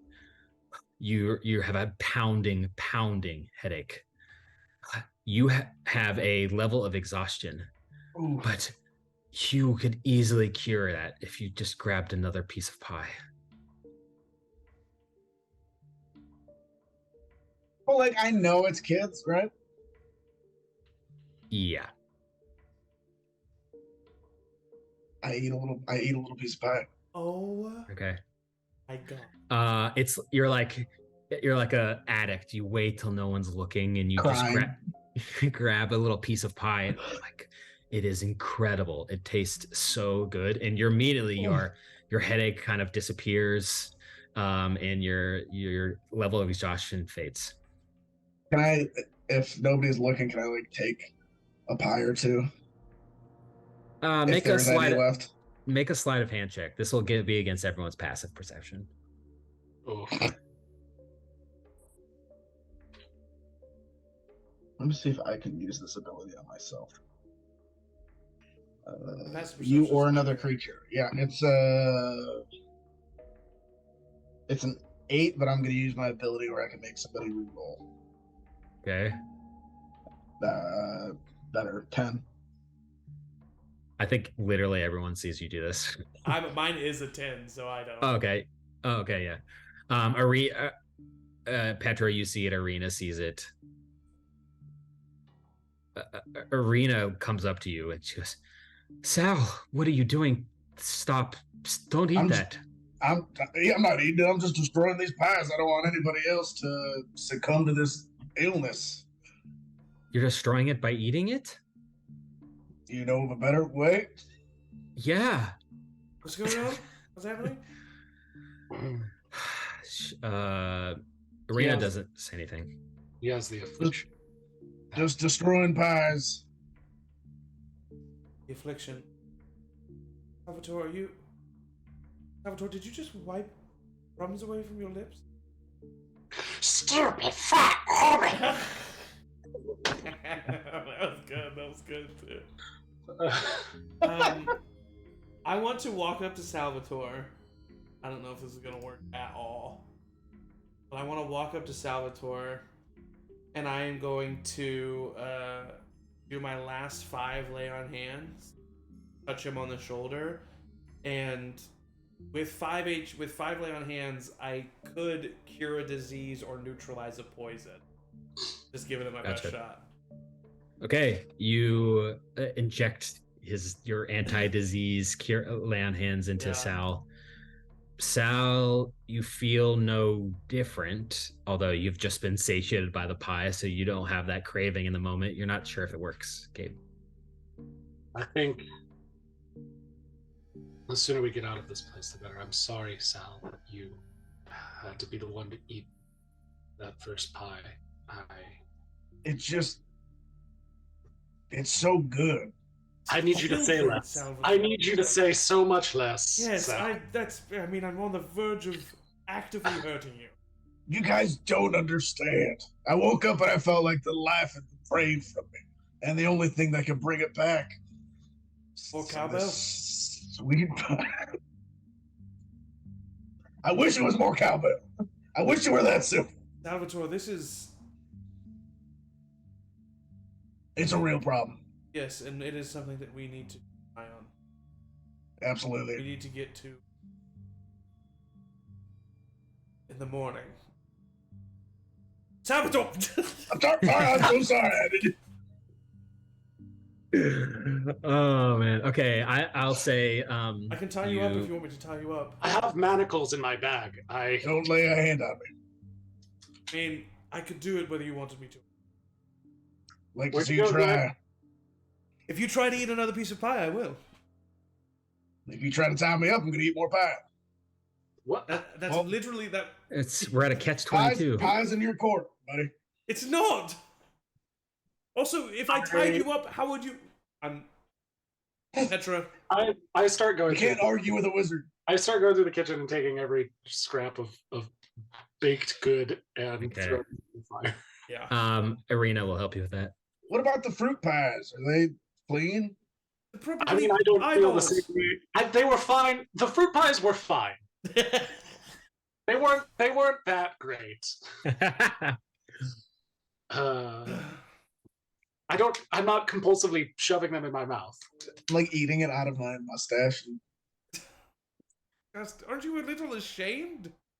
Yes. But you're doing it so openly in front of us. I can't help myself. Yes, but usually, like you would try to hide it or do it in secret. Everybody knows now. What's the point? I guess you're right. It's so weird. This is very strange. I want to attack you, just so you know. Good luck. Right, Petra. I suppose you can go ahead. I'll take over. I'll take the third watch. I'll take the third watch, Yes. Sally. You just take a long rest. How about that? Yeah. That's probably for the best. Okay, Gabe, can you make a perception check? Yeah. I'm rolling so bad tonight. 9. You see nothing. I go to wake up Irina, but I see that she's like amongst the children, and I know that she's had a really hard time too. So I then go for the. Okay. Richard will take a watch. Richard wakes up Sam. Let's quickly. It's not for you to decide. All right, so you guys, as you wake up in the morning, you have all gained the benefits of a long rest. Nice. You can see when you wake up, Richard, there is a raven sitting on Richard's shoulder, and Richard kind of shrugs. The raven seems friendly. Raven kind of looks at all of you, looks at Linguini, your hawk, kind of eyes it down, and then flies off into the sky. It is early morning, overcast, but not raining. Is Linguini still weird?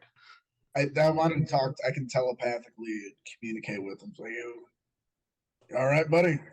Gave me a fright yesterday. Yeah, Linguini seems normal, kind of hops up playfully onto your shoulder and nuzzles your head.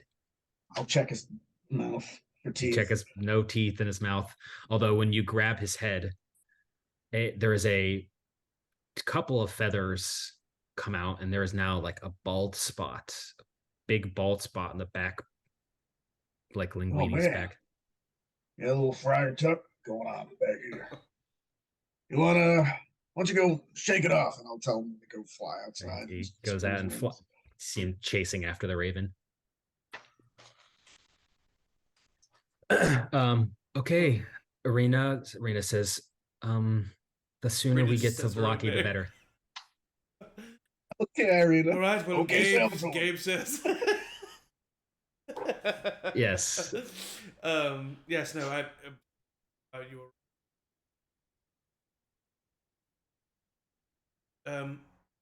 Children, we're about to have to walk for a while, but actually, is Granny's cart still there? Yeah. Children, if you all want to jump in the cart, I will pull you. Cool, says Jonathan. He jumps in, and Myrtle jumps in as well, and Reek just stands there. I just pick Reek up and put him in the cart. He doesn't. He makes no effort to resist you. How are you feeling? Are there any pies in the cart? Do I have the hunger? There's no pies in the cart. Do I feel the itch still, or I mean, am I not hungry yet? Yeah, you've satiated your hunger, but I mean, you could always use a little bit more. I'm feeling great this morning. Great, wonderful. We burning this sucker down? Yes. Yes. Yeah, how are you doing that? And I I trust Petra to this. Knows what she's doing. I was gonna say, I'm I not hand, piling anything flammable in like the first floor. Yeah. Okay, yeah. I hand out some torches. And Okay, yeah. You can pick up splintered At the pieces very of least, we can burn the cabinet. interior. Okay. I mean, it is an old building made mostly of wood, and without too much effort, really, you light it on fire, and it is now a beacon of flame in the sky. It'll probably burn for a long time, but will be mostly gone by the time it's done. I'm watching it burn. Oh, sorry, you go ahead. No, you go. You go. As I'm watching it burn, I say, I hope this is a symbol. You. I know you're watching. Things will change now that we're here. I'll just look down to Myrtle and go, were there any? There were no other children, right? We got everybody? She nods. Okay, good. Gabe, can you make a let's see, wisdom, just add your wisdom and proficiency. It's like a spell attack basically. 16. When you say I know you're watching, you get a response just kind of whispered on the wind to your ear. And you hear a voice say, I am. Does anyone else hear that? No. My eyes just kind of go wide.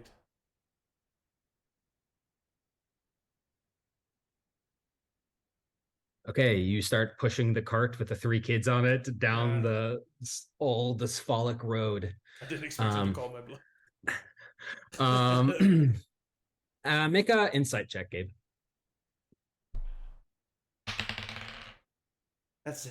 I mean, I hate it, but maybe narratively it's what it's meant to be, but that is a natural one.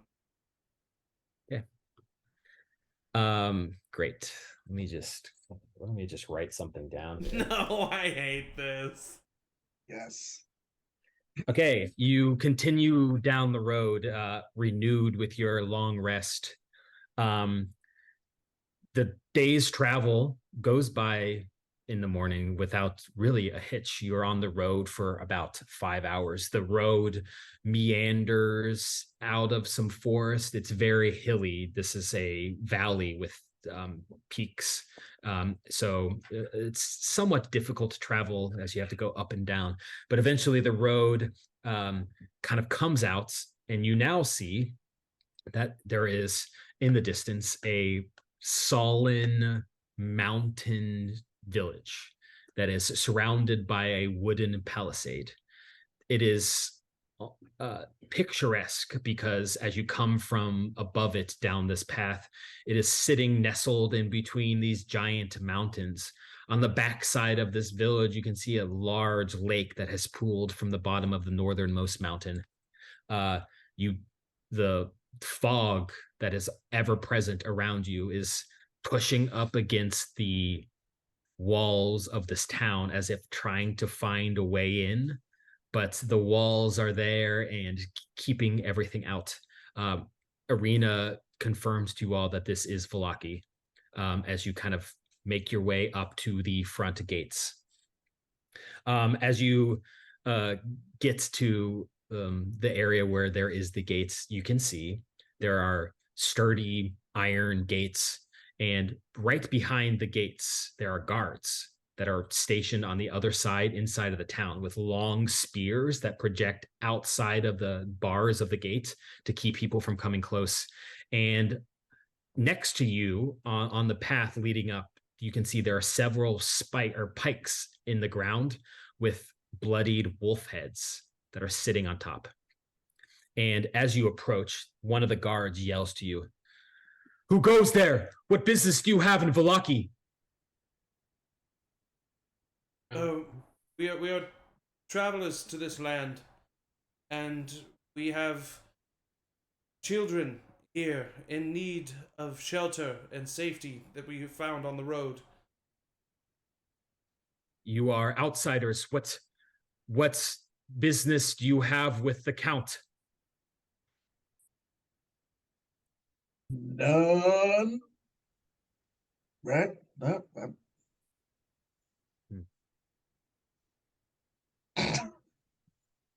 He looks at you confused and says, "Do you or do you not have loyalty to the Count?"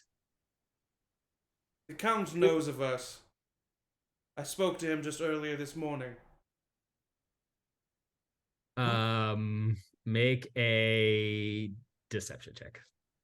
And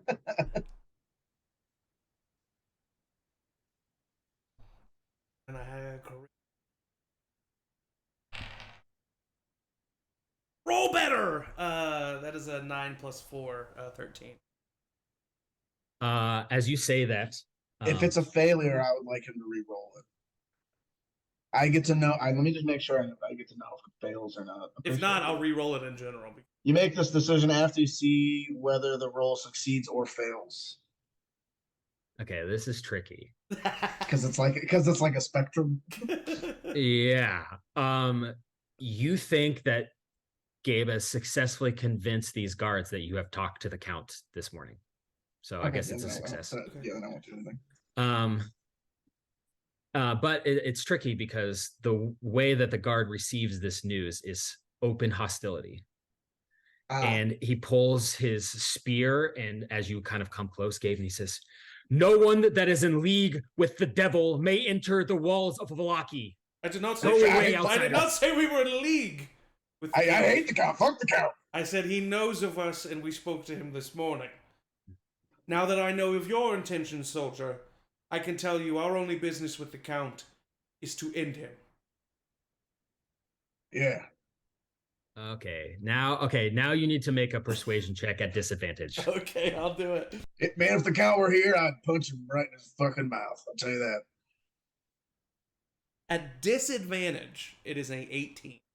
Nice. Okay. This guard softens his stance for a second and says, "The devil has not been within these walls for over a century. Do not bring any dealings you have with the devil here. We are a safe people." I was simply unsure of where your allegiance lied, and so I kept my answer vague, being nothing but honest with you. Arena at this point steps forward and says, "My name is Arena Kolyana, and I am the daughter of the burgomaster of Barovia. We are here to seek shelter. We have children, please." And led with that. the two guards kind of look to each other. They have a quiet conversation, and the guard turns and says, "All right, you may join the people inside the town, but there are rules that you must follow." Yep. Number 1, you may not say or write the devil's real name at any time, or you will be subject to punishment. I don't even know it. Also, inside of the village, there is a festival every week.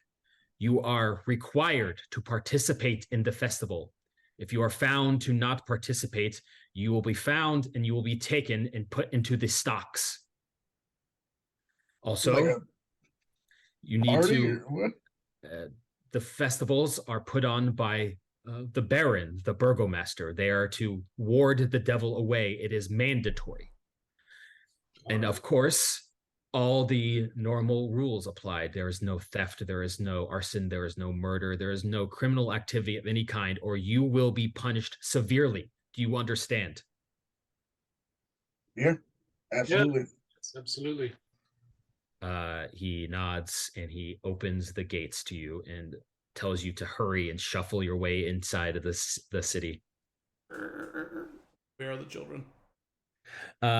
Okay, you wheelbarrow the children into town, and immediately this town is way different to the Barovia. There are people in the streets milling about. There is probably a couple thousand residents here. It is a pretty big town. There are many, many, many houses. You can see that there are signs up on some of the poles that say Festival of the Blazing Sun, 3 days time. And you can see people are like putting up decorations of, a wicker sun that's kind of hanging from a light pole. You can also see there are kind of older signs that say the Wolf's Head's Jamboree tonight. But you see someone kind of take down that poster. And Damn, we just missed the jamboree. There are like wolf's head decorations that people are taking down. Seems like they're setting up for this new festival. Do the sun decorations look like do the symbols remind me still of those like ancient version of Petra and I's god? Yes, these are dedicated to the Morning Lord. As you step inside the gates, the guards quickly close the gates behind you, and the guard says to Irina, "If you are truly the daughter of the Burgomaster of Barovia, you should make your way to the Burgomaster's mansion here in town. He will want to see you on political business." This is where we were heading anyway. Thank you for protecting your town. He Which nods. way to is the he points down one of the main roads, and he says, "When you come to the town square, you will take a right. You will not miss it. It is the biggest house on that street." Of course it is. I was asking which way to the church. The Church of Saint Andral. It is a place of respite here in town. Of course, it is all the way on the opposite end of town. If you continue down this street, you will find it eventually. Thank you. Petra, perhaps one of us should accompany Irina and one of us should take our good friend Sal to church? I think that we should stay together. I turn back to the guard and be like, "What's the pie situation like? Got any good pie place you could recommend?" Well, there's the Blue Water Inn, which is down in the center of the square. The owner, Erwin Martikov, is the best cook in town. I'm sure he could accommodate you. Thank you. Irina kind of looks to you all and says, "If you want to go to the Blue Water Inn, you can tell the family that I sent you. They are good people. In a bad world, they are good people. I can vouch for them. They will probably give you a place to sleep. I can go to the Burgomaster's place on my own if you want, or you can accompany me. I need to tell them about my father being dead. I've never met this man," but she kind of lowers her voice, and she says, I have heard that opinions about him are mixed, but I don't really know." I vowed to make sure that you safely. I feel that job will not be done until I've seen you through. Same. Yeah. She nods in appreciative nature. All right, you Just keep me away from any pies in the meantime. I'll be all right. I will say that Gabe is extra vigilant to see if Sal ever tries to sneak anything. Okay, got it. Sal, no, you're fine. You're fine for now. Because you You did make get a your couple in, right? And we never did anything with those. I ate the ones at night. Yeah, I had some. I think Last night. with your sleight of hand with Solo, Okay, so yeah. you didn't get any. you have Oh yeah, I no, don't have any with me. you have Okay, none with you. All right, you make your way down the road. There are people here who they seem friendly. They nod to you. Some people seem frustrated, of course, but there's not the dour attitude that was befallen you when you were in the village of Barovia. As you come down the road after about 100 feet, you do see just areas of interest. Seems to be a stockyard to your right. It looks like there are sheds that are locked that probably people keep personal belongings in this kind of gated area. But you do see in the middle of it, there is a brightly colored carnival wagon. Brightly colored, swirling paints on the side of this wagon. Although the paint is slightly peeling off, but it does say on the side you recognize Rictavio's Carnival of Wonders. The name Rictavia does not ring a bell to any of you, but it stands out in the midst of the dour nature. Never went there. I feel like we should at least stop by. And it's such a dreary place. You see such a colorful. They said festivities are required by law. Yes, for sure. Maybe after we're settled in, we can come back. It's on the way.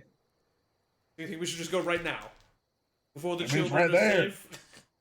The children are at the place first. Don't you think that the children would enjoy this respite? Don't you think they've been through enough? They would enjoy some levity?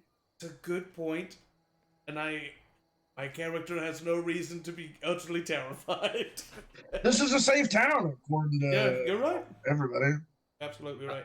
You do know that Sorry, go ahead. to get to the wagon, it is in a gated area, so you'd have to, climb the fence or try the gate.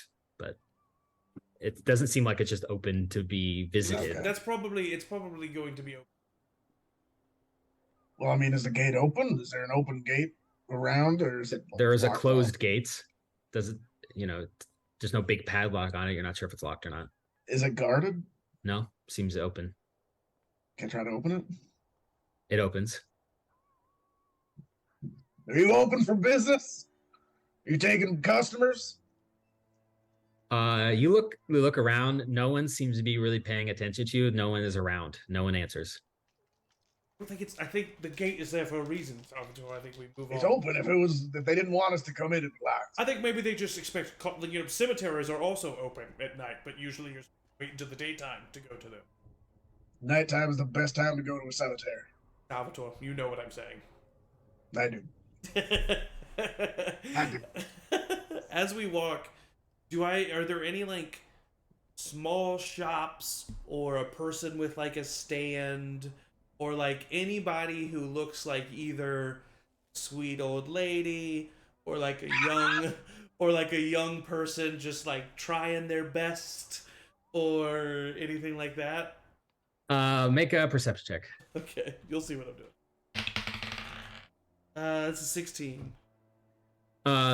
As you continue a little bit down the road from this stockyard, there is a little roadside shop set up, and it looks to be behind it a kid who's maybe 18 or so.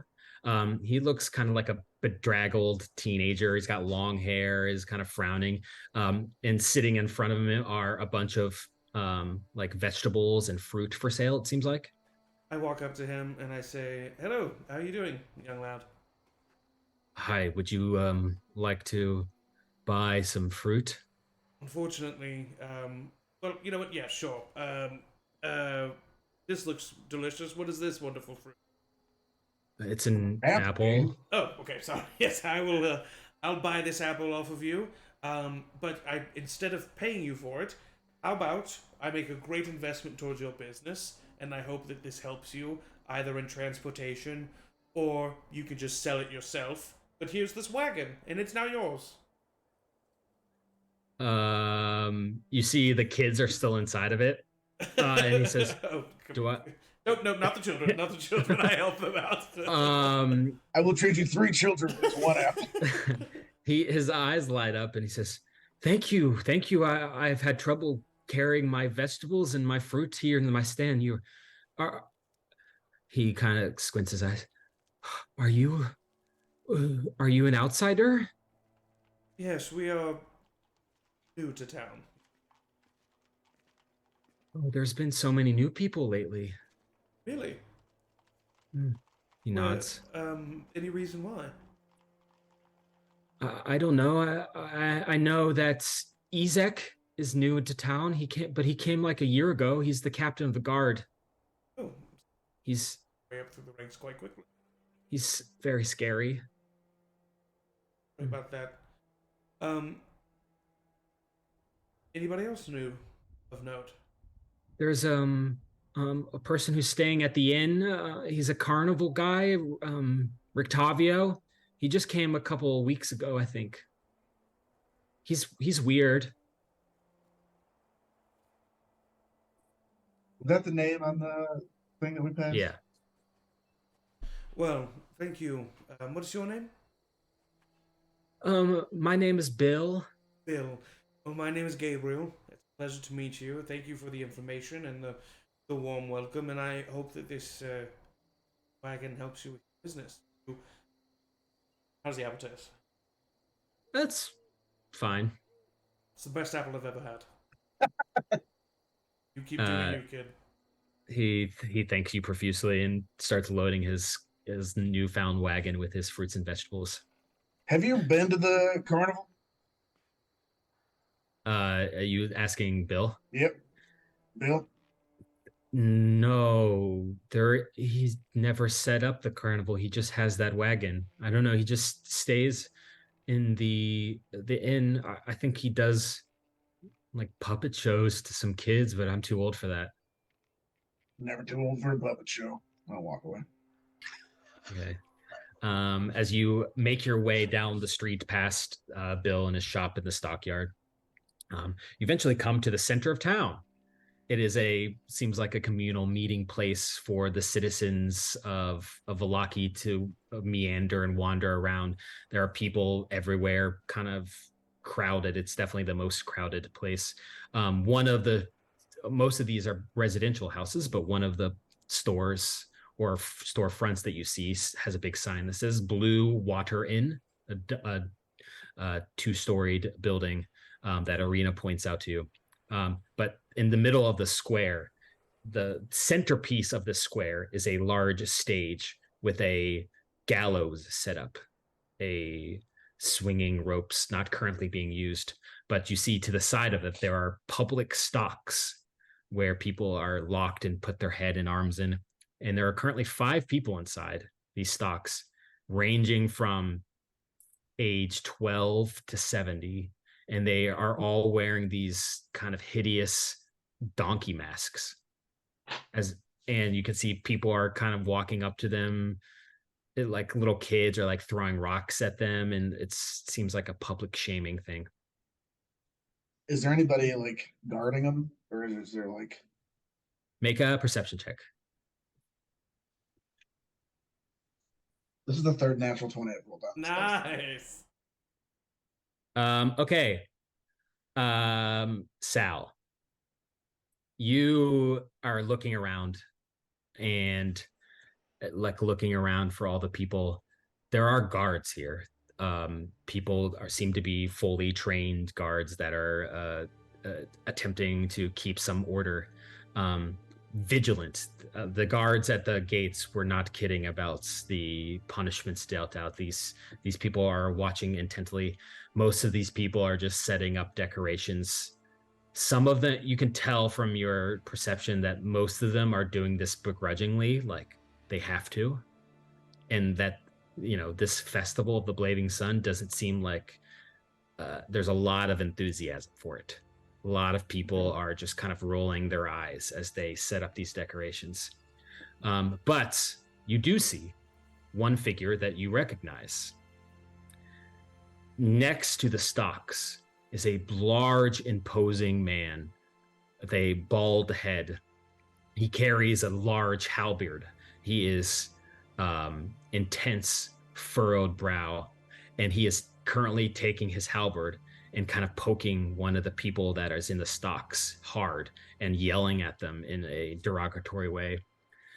And his right arm is massive, grotesque, demonic.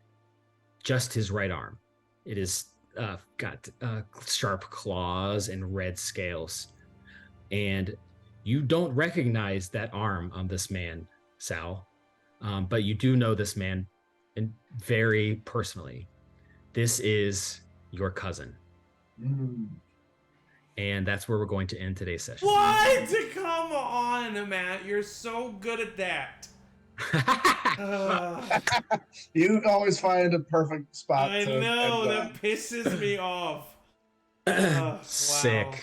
Okay. That was good. That was Well fun. done. Thank you guys for playing.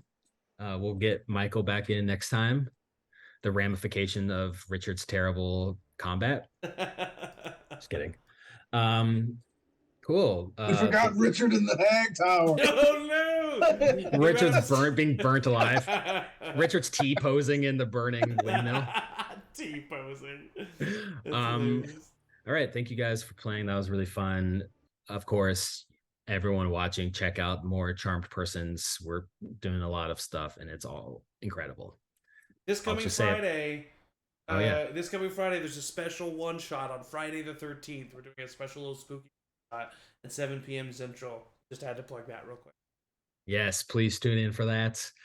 It's Friday the 13th. You might as well celebrate it by watching some spooky role-playing. Okay, and that's all I got. So, as always, everyone say bye. Bye.